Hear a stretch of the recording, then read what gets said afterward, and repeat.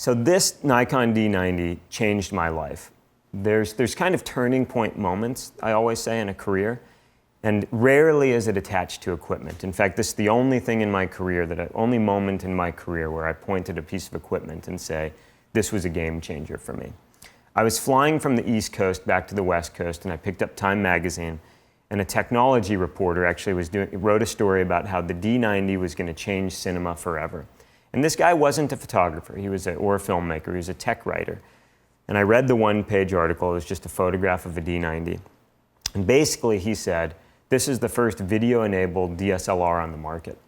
And what this allows you to do is the average consumer can now record HD video, but it looks sexy. It has that cinematic look.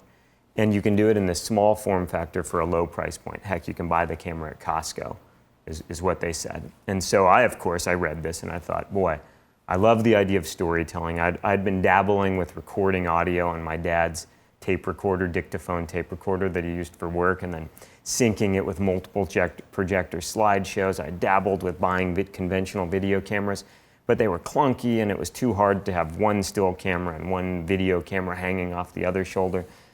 So I read this Time magazine article and I realized this is a game changer. It's the same device that I'm accustomed to shooting still photos with.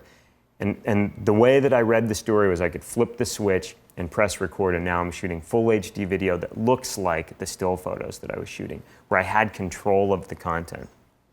So that next weekend, I was actually heading to Yosemite to work on a still photo shoot, but also shoot some B-roll for a filmmaker friend of mine, Josh Lowell, who's one of the leading filmmakers in the rock climbing world. And I was working with Tommy Caldwell, one of the great climbers of our time, and my other buddy, Chris McNamara. And so I told Josh over the telephone, he wanted to send me a conventional video camera. And I said, hey Josh, let's check out these experiments. And I sent him 30 seconds of clips from the Nikon D90. And his reaction was, wow, that looks really incredible. But he was skeptical. He came from the filmmaking background. His dad was a filmmaker. It's in his blood. He said, this just doesn't add up. Like a $1,000 DSLR, how could that possibly do the job that my $15,000 video camera that I'm going to ship to you? How can they be comparable? But he agreed, bring the conventional camera, bring the Nikon D90 up. And so this was my first experiment. Went up on El Cap, I'm in my office, right? This is the sweet spot. I'm shooting still photos with the same camera that I'm recording video.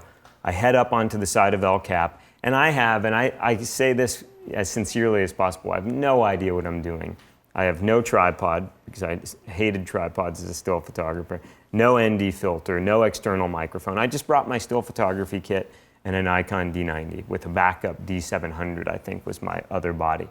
So I'm going to show you this piece, not because it's great, I'm showing this because there's a starting point for everyone. This is my first dive into the world of shooting on a DSLR, so it's a 2-minute video, I think. And later it was published on the Nikon Learn and Explore website. El Cap is the most sustained, steepest wall in the world of that size, and this project goes right up the middle of it. This thing is just so far above and beyond anything I've been able to do, and I've put so much work into it. It's a daunting task, but yet it's amazing. It's the next step. It's the progression forward in big wall free climbing.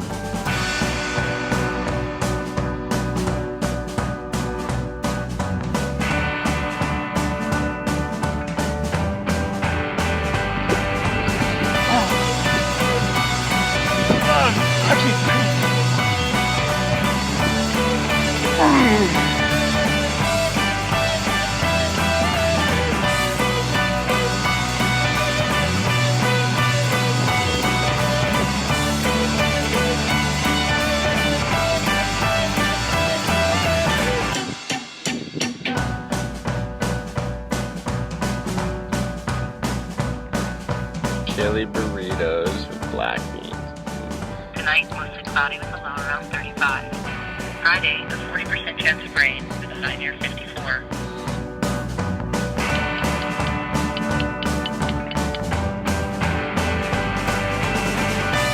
Every year, even if I don't think I'm going to come back, I find myself here thinking about this project and up there on the wall suffering once again. I don't know what's wrong with me, but I love this.